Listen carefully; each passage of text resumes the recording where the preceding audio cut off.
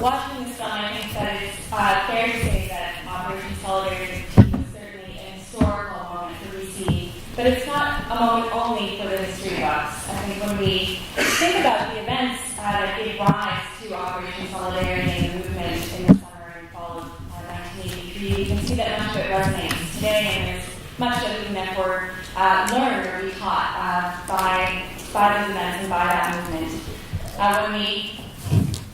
When we think about the events that gave rise to this movement, the budget cuts, although it may not have happened as suddenly or as starkly as the continued erosion of social services, of access to justice, of workplace rights is something that we have unfortunately continued to witness in this province over the past 3 decades. And so I think one thing that we can take away very much and continue to build upon today from Operation Solidarity is the strength that comes from collective voice and collective action. And of course, we've also seen those continued ties with continued partnerships and engagements between the labor movement and broader social and community organizations in the province in working to improve rights, improve access, improve social services and equality in our province. So we're very privileged tonight to have with us 4 panelists, each of whom you will have seen actually in the film tonight. And we're lucky to be able to hear their reflections on those events as well as the continued relevance and importance of the issues today. So to briefly introduce them, first we have Hanne Jensen. In 1983, Hanne Jensen was the director of the BC Human Rights Branch and was terminated that July. She had been appointed director in 1981 after 7 years as an investigator. Hanne, who was born and educated in Denmark before coming to Canada in 1967, has the distinction of being the first woman to complain of unequal pay for women under a never-before-used human rights law and men. In early 1984, Hanne served as Director of Complaints and Compliance with the Canadian Human Rights Commission in Ottawa before returning to Vancouver in 1990 to establish her own investigation and mediation practice, and she's now retired. Second, we have the Honourable Leask. In 1983, Peter was actively involved in advocacy on behalf of the bar in respect of legal aid. Following his call to the bar in 1969, Peter was an assistant professor at the UBC Law School from 1971 to 1974 and served as an advisor on legal aid to the Barrett government. From the 1980s until 1992, he served as a bencher of the Law Society and in 1992 as treasurer. During the 90s, he also served as counsel to the Barrett Commission on Leaky Condos, and Peter served as a judge on the BC Supreme Court from 2005 until 2017. Third,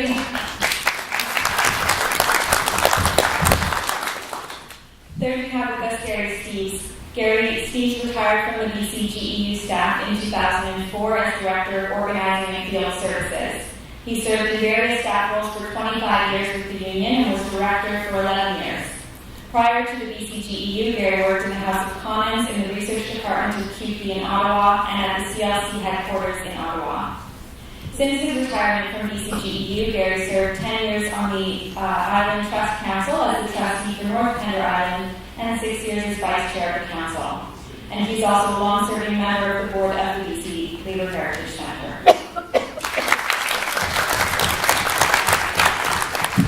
And finally, we have Larry Kuehn. Larry Kuehn was a secondary English teacher in Kamloops before being elected as a table officer of the BC Teachers Federation in 1979. He served as president of the BCTF from 1981 to 1984, an important time of transition to a more activist union. He holds a doctorate in education from UBC and is currently the director of research and technology at the BCTF. And so beginning with Hanne, our panelists will each make some comments and reflections on the video, followed by an opportunity for Q&A with the audience. Thank you.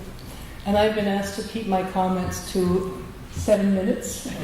And I just want to say that a more extended interview has already been recorded and it will be available on the Labour Heritage website at some point in the future. So I have made some written comments and I will rely on them because I want to make sure I honor the 7-minute slot so everyone else has a chance to talk about their own experience.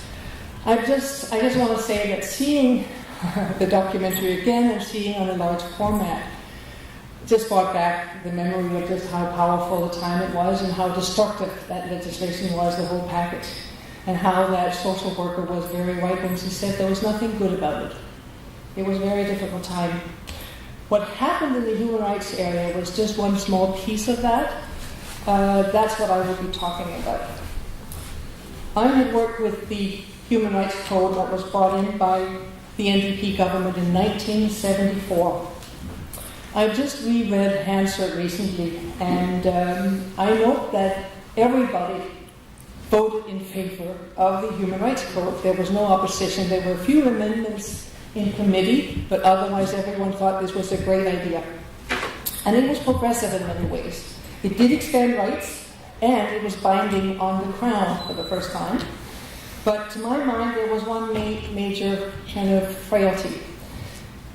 It really required, it assumed that it would require that future governments and ministers in labour in particular would continue to be supportive of human rights principles and would allow the two separate bodies, the Commission and the branch, to operate without political interference.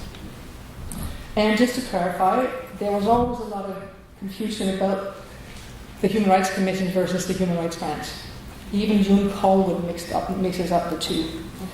And it's understandable because in most provinces and at the federal level, the Commission was responsible both for education and for enforcement. Complaints were dealt with at the staff level, and the Commission members would decide which unresolved cases would be dismissed and which would go to a board of inquiry, an independent tribunal.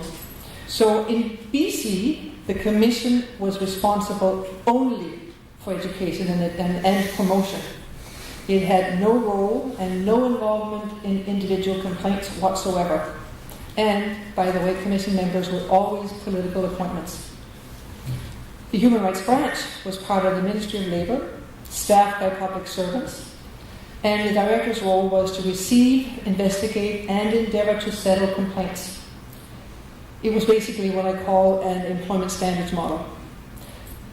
And indeed, most complaints were either settled or resolved. But, and here's the crunch, unsettled cases had to be referred to the Minister of Labour, and he had the sole authority to decide whether or not a hearing would be held or not. And he wasn't required to give reasons for his decision, not to the parties and not to the director. Now, I reread Hansard this afternoon, and I saw that Bill Kuehn in committee had rejected Gardy Garden's proposed amendment to have the minister required to by using the word shall as opposed to may. And Kuehn's response was that it had to be may because the minister had to be the backstop and prevent frivolous complaints that hadn't settled from going to a hearing and clog up the system, quote unquote. I'd forgotten that part. So, and that I will talk about later because that gave rise to a lot of friction, a lot of tension, a lot of problems who were trying to maintain credibility and do the right thing by complainants under the code. And that ministerial role, by the way, was not the norm in other Canadian jurisdictions. So, two separate so-called appointed human rights commissions had made a range of recommendations to government for changes to the code, including, and specifically, that the function or the responsibility for deciding which cases would be adjudicated should be moved from the minister's desk to the commission. In both cases, in 81 and 83, there was no response whatsoever from government, and certainly not from the Minister of Labour. I mean, I figured they were not going to let go, or the minister was not going to let go of that authority. He wanted the control. So when the minister was supportive, things worked very well.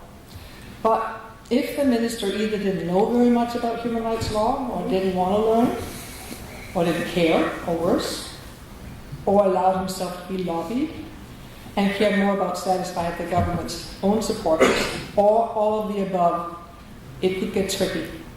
And it did, especially when a new Minister of Labour arrived in the summer of 82. And for those of you who remember, that was Bob McClelland. Now, I'm speaking in general when I say ignorance, hostility, and a lot of power. That's not a good combination. So in the spring of '83, the branch was dealing with some 500 open cases, but in addition, there were more than 60 unsettled cases sitting on the minister's desk waiting for a decision.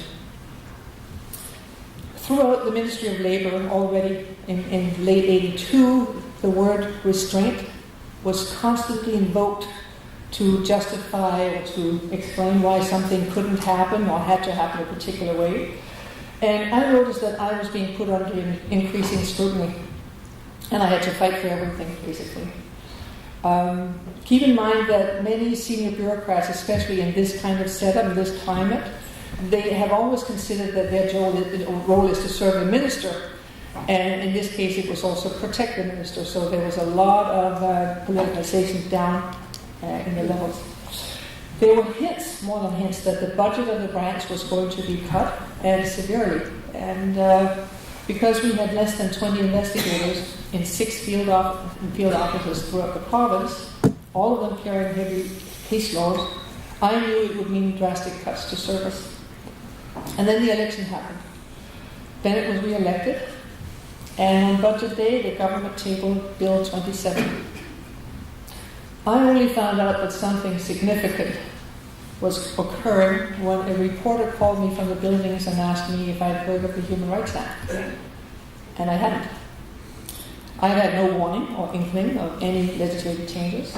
And I only learned how shocking Bill 27 was when I picked up a press kit in the waiting area as I was about to meet with the Deputy Minister and the Executive Committee for them shortly after that phone call.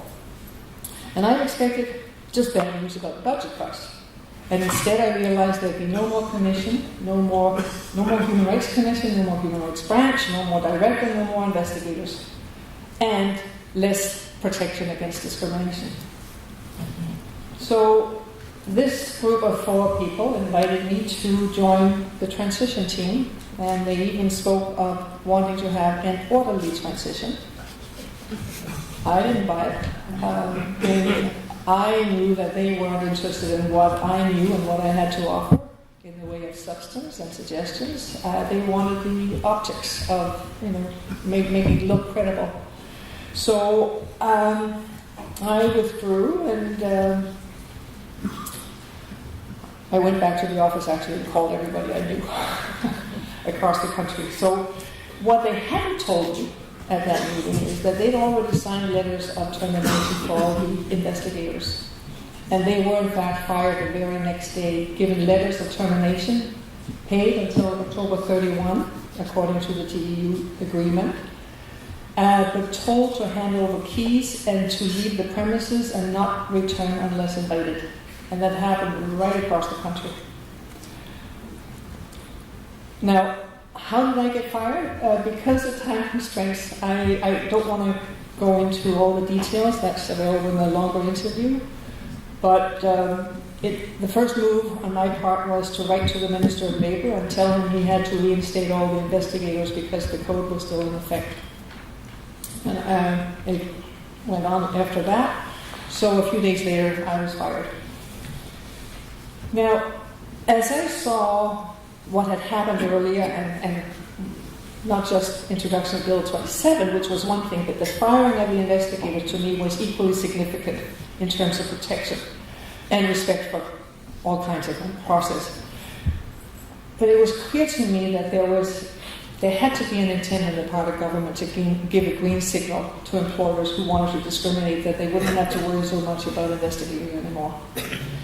Because, although the minister claimed that all of this was just about making human rights protection more efficient and better, and he said there were a lot of delays, which was pretty rich because so many files had been sitting on his desk for more than 6 months. And there was no capacity whatsoever to deal with the 500 complaint files that were just left lying on the floor, as we saw in the documentary. The only people who knew how to investigate them had been let go. The ministry claimed that it could be done by the employment standards officers, but they already had a full caseload, and it wasn't realistic. They had no training in human rights. And even if they were to pick up the file, all they would see were a bunch of handwritten notes. So Imagine how difficult that would be. And as I understand it, the files ended up in somebody's cabinet somewhere, and after several years, they were just closed off. So the 500 people, individuals, British Columbians who had exercised rights under the existing laws, had been left in total limbo, and there was no recourse. I had no way of contacting them. I would have loved to do that. They were all isolated, and they got away with it. Because what Rosemary Brown said about how human rights cases would now end up before the courts, that wasn't going to happen.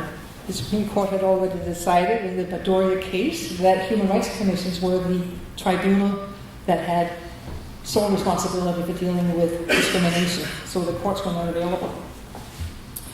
So the human rights officers who were GEU members did eventually get offers of some other employment, but there was a lot of harm.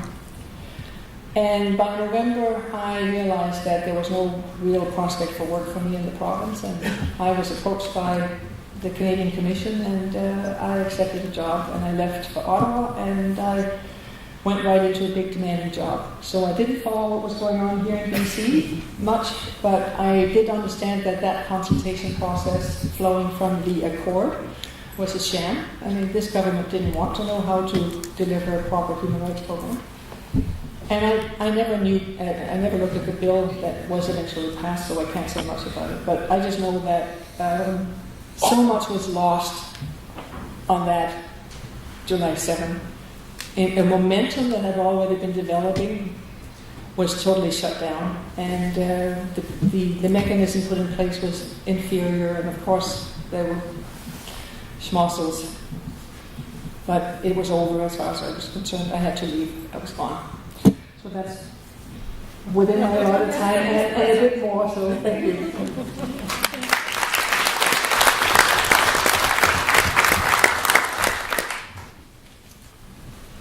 I'm going to begin the story of legal aid just a bit before Solidarity, so you'll understand what it meant. Prior to the Barrett government, there wasn't very much legal aid in the province of British Columbia. There was a system of senior lawyers taking on cases, getting nominal pay for doing it, and trying to help people. But the Barrett government wanted to see proper legal aid in BC. I was privileged to be the person going around BC trying to find what people thought would be good. Looking back on it, one of the more odd facts was that as I traveled around and the people working with me were soliciting opinions from various groups in the community, we were always asking, what sort of a system do you want? What will work best? We never worried about money. Think about that. What's the right thing to do? And a more organized legal aid system was set up then, changed somewhat by the Socreds after the Barrett government was defeated, but there was a fairly complete legal aid structure in the province, partly lawyers being paid by the case, partly community offices and branch offices throughout the province where lawyers and people trained in different things who were not lawyers, helping out citizens with problems with the bureaucracy, family law issues, and of course criminal matters. What happened when the notorious budget came down was a 15% cut in the funding of legal aid. What that meant was that they closed 5 community offices. They laid off workers, of course. They cut the payments to the lawyers, that wasn't particularly generous, by about 12.5%, which doesn't maybe seem like a lot, but when one year you're getting this and the next year you're getting 12.5% less, it was something. Interestingly, at least I find it interesting, it actually triggered a protective attitude towards legal aid among some of the more conservative members of the legal profession.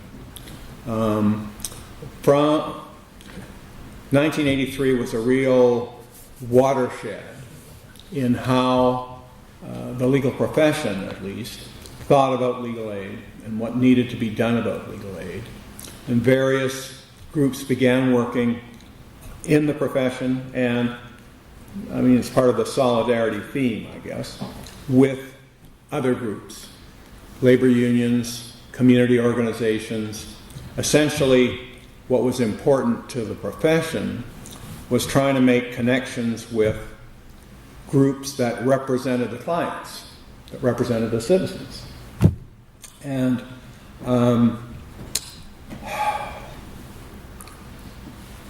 jumping ahead, from 1983 till late 1990-91, learning from actually the solidarity lesson, we expanded the groups who were working together to try and keep and improve legal aid. We started out with criminal lawyers, and we made peace with the family lawyers. Believe it or not, that was hard. Then we joined forces with the prosecutors, who realized members of the public might think, well, the defense lawyers are joining with the prosecutors, but they weren't treated particularly well in this period either.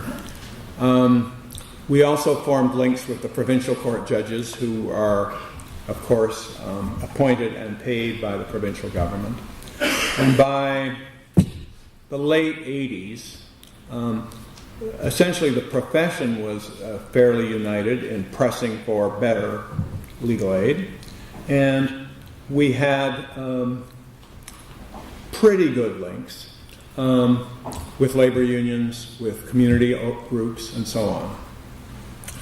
That resulted in 1991 in the biggest single increase in funding for legal aid that has ever occurred in British Columbia. And the lawyers are very happy, temporarily. That was also the moment when a second NDP government was elected, promising to do something that, to be quite frank, the legal profession had mixed feelings about. What the promise was that legal fees charged to the public would be taxed under the PST, provincial tax regime. The only service to be taxed. The tax was, generally speaking, on goods, but they were going to tax lawyers' bills. Now, it was hard to welcome that. But the supposed rationale, which sort of sounded good, was that these funds were going to be used entirely to fund legal aid. And that would have given the provision of legal services to the poor and the impoverished and the downtrodden sort of a guaranteed source of very significant funds. Now, I'm in this story everywhere, I'm sorry to say. I was the treasurer of the Law Society in 1992. At that time, that was the title of the principal person in the regulation of the profession and the spokesperson for the profession. It was an honor to have that office, but it also allowed me to be the person who sat in Glenn Clark's office, the NDP Minister of Finance, to hear the news that, well, actually, the money wasn't going to legal aid. That the Treasury Board had decided that it just wasn't a principled thing to do, to have a source of funds dedicated to some decent social justice purpose. He doesn't actually use those words. Too bad, so sad, we weren't getting the dough. From 1991 until now, there's basically been no increase in the payment to the lawyers who do the work. And gradually, the provincial government has reduced the services that are provided. I'm not sure how many people can say this, but I can tell you that today, in 2018, the legal aid system is worse than it was in 1983. Substantially worse. Offices have been closed, services have been cut. For practical purposes, family legal aid is minuscule. The women, the children who need legal help to deal with family breakup, they need lots of other things too. They do need legal help. Today in the province of British Columbia, essentially, they don't get it. Now, having said that, I want to say a few words of praise for the new coalition government now in place. They, for the first time since 1991, actually increased the legal aid budget by $12 or $13 million, which of course would be nice if we had it, you and me, but it's not a lot of money to fund the kind of work that needs to be done. There's going to be some improvement in family legal aid, some improvement in providing services to the Indigenous communities.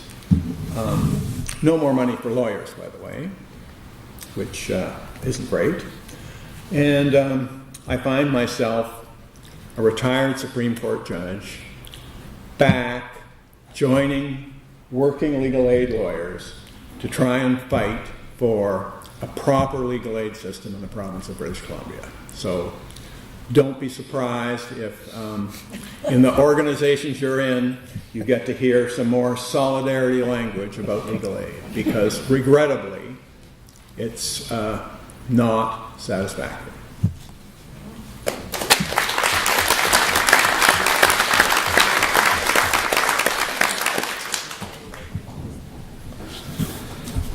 Well, it seemed anything was possible. That's the title for the evening. And so my solidarity experience was founded on two things, really: fear and optimism.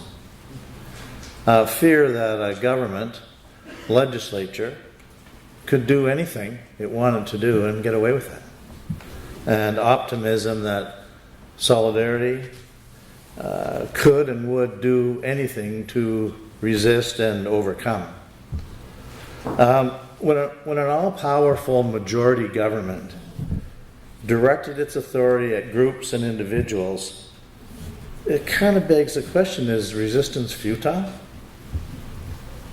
Fortunately for me, my sisters and brothers in the BCGEU did not think so. But consider this. That belief was shaken a little bit when the package of legislation to rewrite the rules in British Columbia was tabled in the legislature, and we saw so much about it on July 7th. On July 8th, the government began acting as if that proposed legislation had been passed. The government began issuing layoff notices to employees, including BCGEU members covered by a collective agreement that had a no layoff clause in it, a 3-year no layoff clause. And the fact that a person's rights and compensation can be victims of government power was profoundly disturbing. You know, in the union world, it's very structured. You know, life is structured around contractual terms, convention resolutions, constitutions and bylaws, and it is very highly structured. On July 8th, the government of British Columbia just kind of threw all those rules out the window. And so we in the BCGEU began acting the same way. We were just not prepared to allow workers' rights and job placements and severance pay and all of those things that we'd bargained hard for over the years to be thrown away. So, and we were really quite eager in our union to join with other groups to defend human rights and tenants' rights and so on. But the unique experience for me in 1983, in the summer of '83, were the fact that there were no rules except organize and resist the government in whatever way you could, and stop them from restoring the dominance of power to rich and influential people in the province. The government had long felt that the care for people with mental handicaps was expensive. This belief went back a couple of decades, and so in the restraint period, they saw an opportunity to save money. Years earlier, the government had closed Delview in Vernon and Skeena View and Terrace, but now they turned their attention to Tranquille. And if they could close Tranquille with Bill 3, they could just terminate everybody and they wouldn't have to pay severance pay. They wouldn't have to go through a layoff and recall procedure. They would have no rules and no costs. They could just dump people. So when the Ministry of Human Resource staff officials called me and asked me to meet about Tranquille, and they told me that the institution was going to close, I was not surprised. And they're sitting there in the light of day and they said, you know, there will be no collective agreement provisions that will apply to this. We're just going to close this place. And we're going to terminate 600 workers in Kamloops. And here's Kamloops, has an unemployment rate of 20%. Provincial unemployment rate's 15%. They're going to fire 600 workers, just like that. I was stunned. So when I told 250 workers that night in a dining hall in Tranquille that they were that this was the plan, they were outraged. But they were they're like, I was talking to someone about teachers. They cared more about the kids than they cared about themselves. The workers were more worried about the residents of Tranquille, who they'd looked after for years and years and years, like what was going to happen to them. But they were outraged. And so when I suggested that they had a choice, that they could fight or they could accept what the government was proposing, they just corrected me right off the bat and said, no, we don't have a choice. So they took over the institution. They put up under new management signs, some of them very creative. They posted sentries at every door. They allowed only union members to come and go from the property. And as I said, what fueled the workers' anger more than anything was what was going to happen to the people they looked after, because the workers knew there was no plan in place to accommodate these special needs people in the community. They knew there was no community supports and the system didn't exist, and they knew the government didn't care. The government was saving money, reducing the size of government, regardless of human need. So from July 19th, to August the 10th, the workers ran the institution. I chaired the Workers' Council, which made all the major decisions concerning the operation of the institution, and every department and every shift had a representative on that council. We continued to provide all the programs of the institution, including physical and occupational therapy, and all of the essential elements of communal residential living, including dietary, laundry, physical, plant, and maintenance services.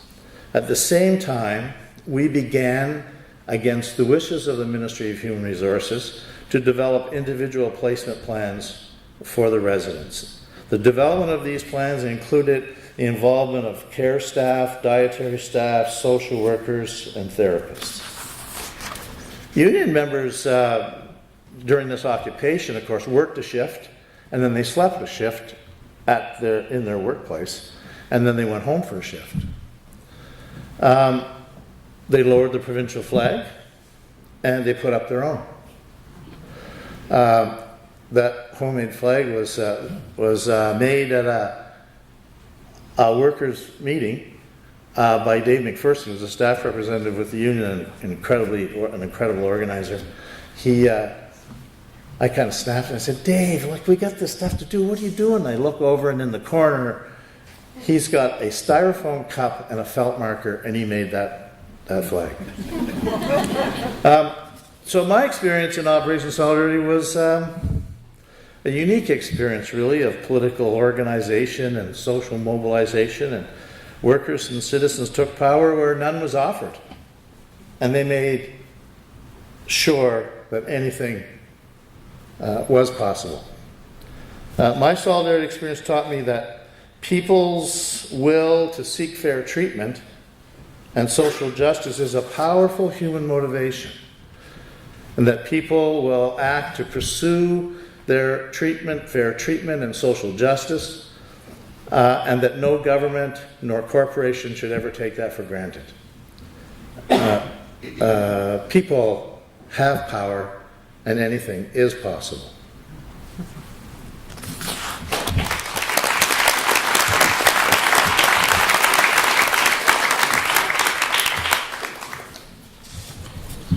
Will the teachers go on strike? Lots of people didn't think so, and for good reason.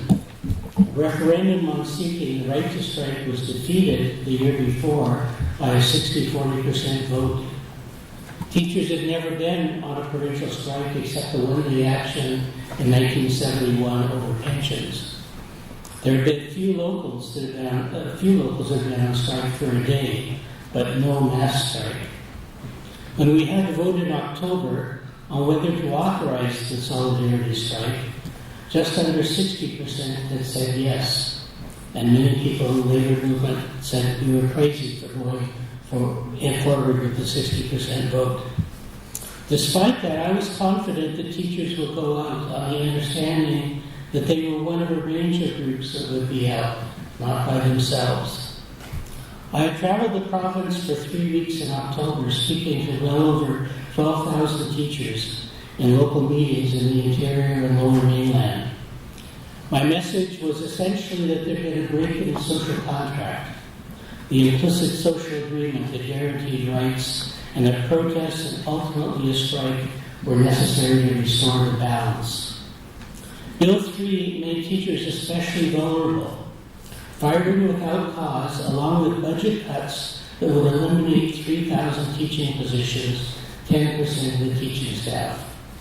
Any activist, anyone who spoke up in their community would be in danger.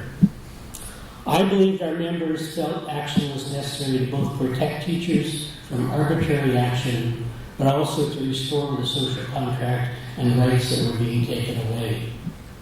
When the escalating strike strategy was adopted by the steering committee of Operation Solidarity, I said that teachers would follow the BCGEU as a major part of the education sector.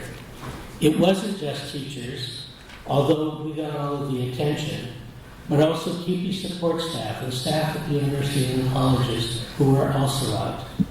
We had all been working together since the restraint program in 1982 in the Defend Education Services Coalition, so we had a history of working together.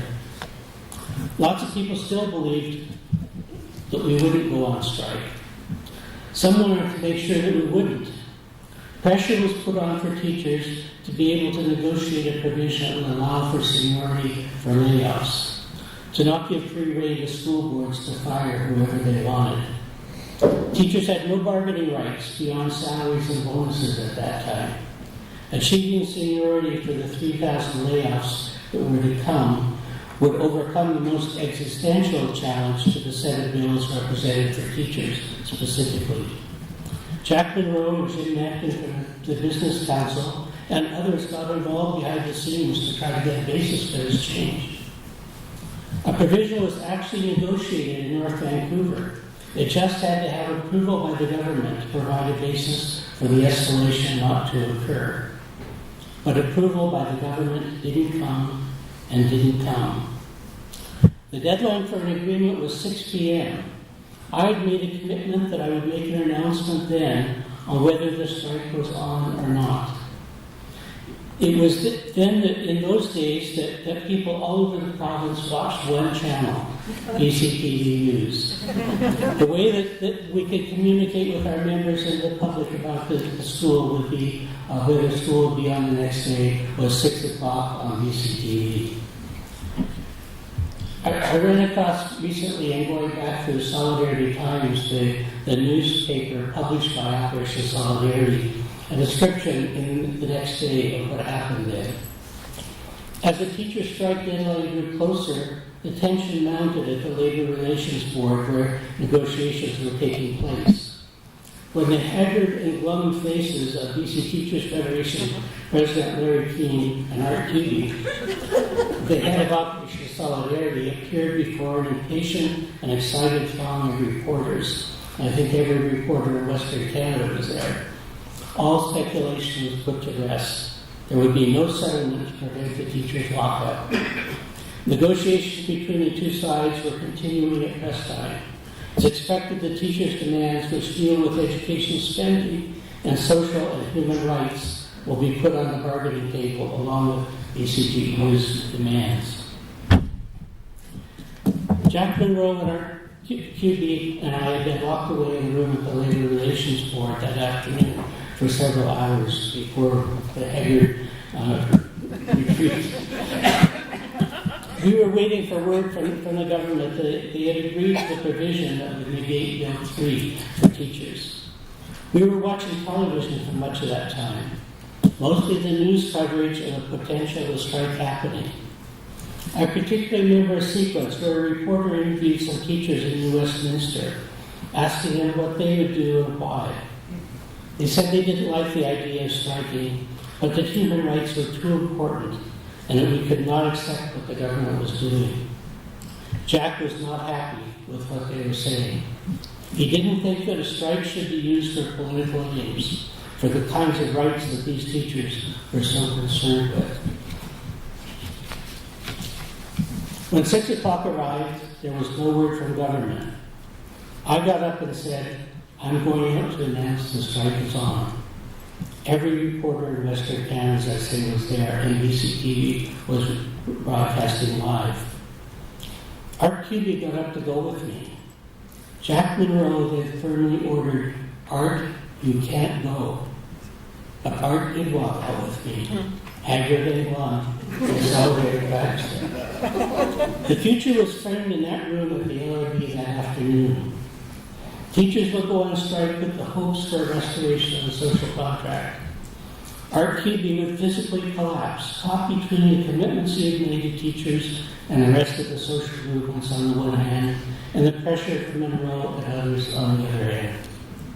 And the strike would end with teachers having gained their seniority rights, but the rest of the social contract only restored and then only partially after many more years of struggle.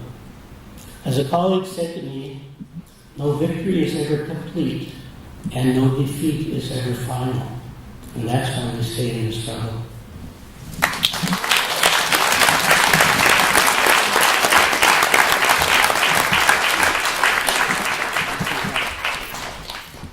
Thank you very much to each of the panelists for your remarks and reflections. So we now have time for some Q&A with the audience. We have a mic that will be passed around. So if you have a question, please put up your hand. And the purpose for the mic is that the panel is being recorded. Thank you. I appreciate the history of what went on, but I'd just like to make a point of it's too bad that some of the lessons, we didn't hear some of the lessons that came out. I think that Larry Kuehn is, in his last few remarks, started to deal with that. But it would have been good to have spent a little bit more time in an analysis, a critical analysis of what finally took place in the Kelowna Accord. Because the people in this province, those that I represented in the Carpenters Union, felt terribly let down by it. They were devastated when they were told that there was a settlement. And then later on about it not being in writing, etc., really put the brush to it. I would have really appreciated a little bit more of a critical analysis and maybe even some reflection on where we are today, as was pointed out by Peter.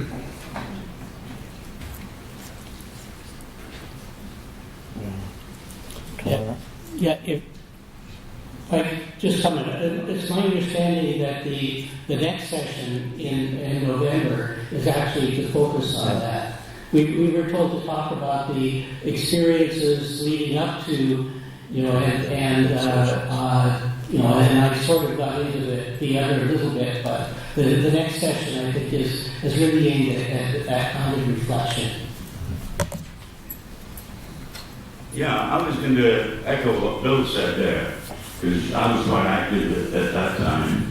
And I think that the show of the movie left everything hanging at the end, and it didn't show how it really finished up.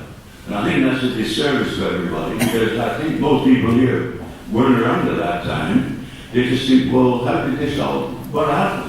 And there was a great push and pull between some in the labour movement, epitomised by Jack Monroe, and the rest of them. The rest of us wanted to get and gather the support of all the various groups, women's groups, handicap groups, all the various social groups. And yet there was a real push and pull within the labour movement to disassociate themselves. They just wanted to keep it all to the labour movement only. And I think that's wrong. If they're going to do something later on in the year, that I think that should be covered more. I also like to thank all the panel, because each of you put in different sounds that bring back memories to us that were there. We don't think about all the white things, but you've done a pretty good job of doing that, and I really thank you for that. And I'll close by saying this. There was one person, more than anybody else, was the person that made Solidarity work. That was Art Kuehn. I wasn't close to Art before the Operation Solidarity. Him and I crossed the many times. But I'll tell you one thing. He's done a tremendous job of organising, and without him there'd have been no Solidarity. Thank you.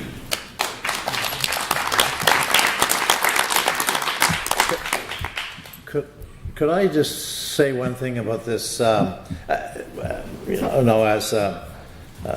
we mentioned, the next session is going to be on the bargaining and a lot of that stuff that Bill brings out. But we were talking before the session, the push and pull within the labour movement between so-called left and right, the push between business unionism and social unionism, a lot of those, emanating back, 100 years to the AFL and the CIO and craft unionism and industrial unionism, all of that comes into play almost every day. There's something big going on in the BC labour movement. And the leadership in the labour movement struggles with that every day. When they're carrying, when those officers at the Federation meet, that's a big chunk of what they're talking. That's a big chunk of the background of what they're talking about, and it's something that we maybe should spend a lot more time talking about.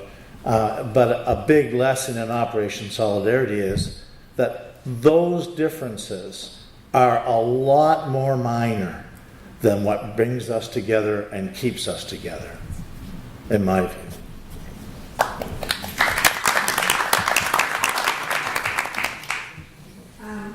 I'm a cashier at Walmart right now, so I have a question related to that. But just before I ask my question, I just wanted to say, that I was not in BC during this. I was living in Montreal, and so to see how the organized union movement can draw all these other social forces in.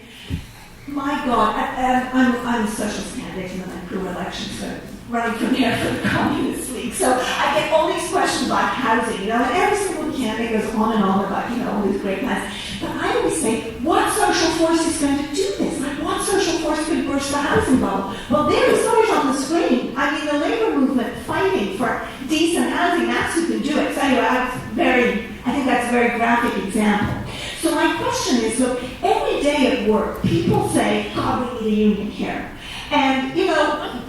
been down to some of the casino picket lines, some of my coworkers, and people get all excited about getting a union. But to get a union at Walmart, it's so obvious you need something much broader happening in the labor movement to actually make a behemoth like that fall. So during this time, did you actually find more people getting organized? Did you have, an increase in labor organizing? You're talking about strengthening some of the unions that you had. Was there an aspect of that you experienced as well?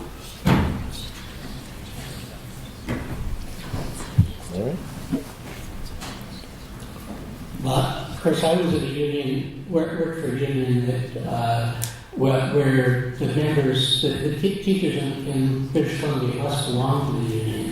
So it's not a matter of organizing them to join the union, it's a matter of organizing them to do the things that you need to do in order to make change. I think that,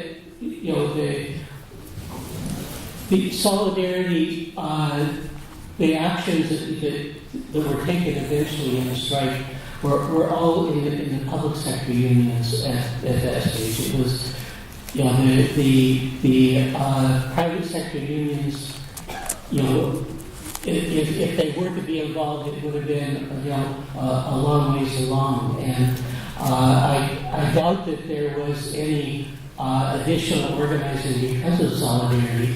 If we look at what's happened to the labor movement, the level of organization in this province, it's been falling consistently, basically since the 1960s. The kind of social movement organizing that we did as part of solidarity didn't necessarily translate into an expansion of the organizing in the private sector. The public sector in this province is essentially 100% unionized, not the private sector. And one minor point is that in 1983, the government so heightened the that there was no room to not have an opinion. I mean, the average person, in a lunchroom couldn't say, well, on the one hand, but on the other hand, there was no room for any of that. It was very, very black and white and very scary. I mean, But energizing. yeah, but very energizing. Yeah, thank you, Peter. Just a tad bit of adrenaline going when you're involved in solidarity. I'm Jensen, and I was involved in the Vancouver Labour Council and the Unemployment Action Centre of that day.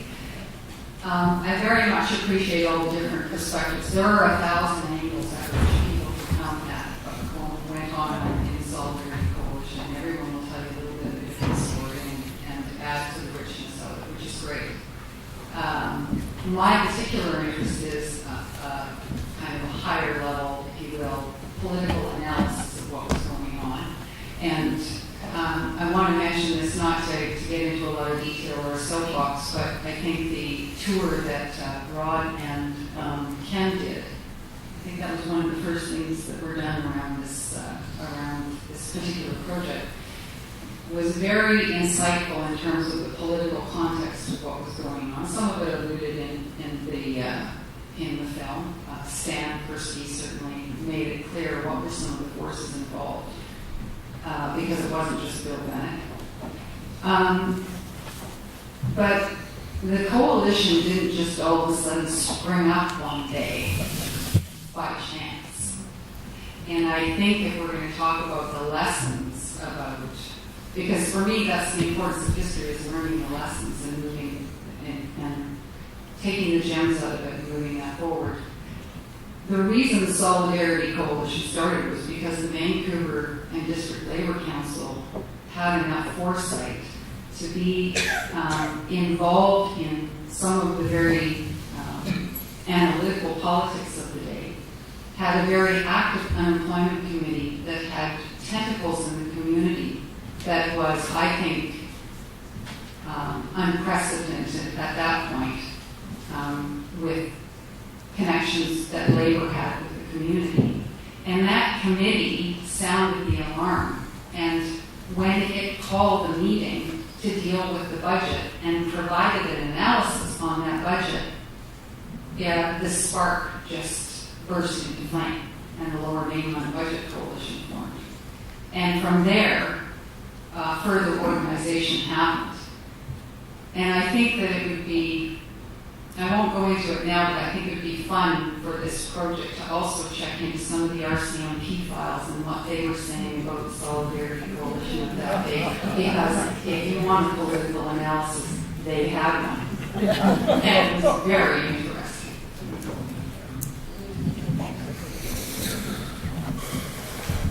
Over here.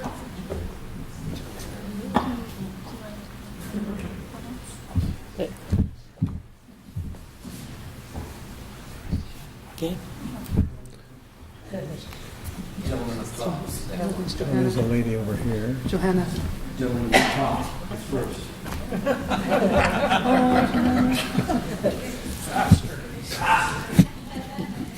Uh-oh. Thank you. Good evening. My name is Marco. 35 years ago, I was in Canada. I was in Venezuela. I was a teenager. Part of my family is Canadian, and I eventually immigrated to Canada. To me, this is an image that reminds me of a man who was in Poland, Lech Walesa. And now I wonder if this inspired the Polish to their government, or if it was the other way. In any case, it's very exciting to see how an idea of a union inspired other members of the workers, and eventually all together took action against the government, like we saw in the calendar, or Fizzy Fairies and the teachers, and one after the other were joining forces. In these days, the social contract is very difficult to perceive, and when we face proposals like the Trans-Canada Pipeline, and some of us expect some kind of activity in the unionized groups, and it's not there, it's even more confusing. What do you think about the social contract in terms of the solidarity between the unions and the ability to speak the way they spoke before?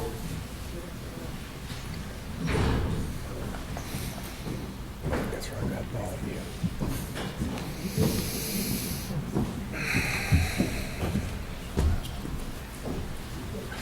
That's one more.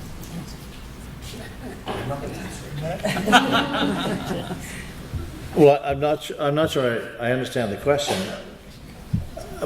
but in thinking back and listening to Sister Zander and others, 1983 is probably not the best thing to look at and analyze how to mobilize people, because it probably was a little too easy. I mentioned before about, Bennett just heightened the contradictions, but like I have to say, the locals of the BCGEU in Kamloops are not the most militant locals in the world. They were not the most militant locals in our union. The Esquimalt Police Union Local 6 is not the most militant local union in British Columbia. But they were extremely determined to fight the government's action. Lawyers are not the most, Not very revolutionary, generally speaking. right? But they were as committed as anybody was to this massive injustice that was going on. And I think we sometimes just forget that in 1983, that government tried to do something that no other government in North America ever tried to do. All at once, one full bite. Just to smack everybody who had an ounce of power and not enough money to back it up. But so I get a bit nervous trying to use 83 as a basis for an analysis of what we should do right or wrong. I agree with Bill. There was lots of lessons we learned. and lots of lessons that have, I think, stayed in the social and union movement since in the last 35 years.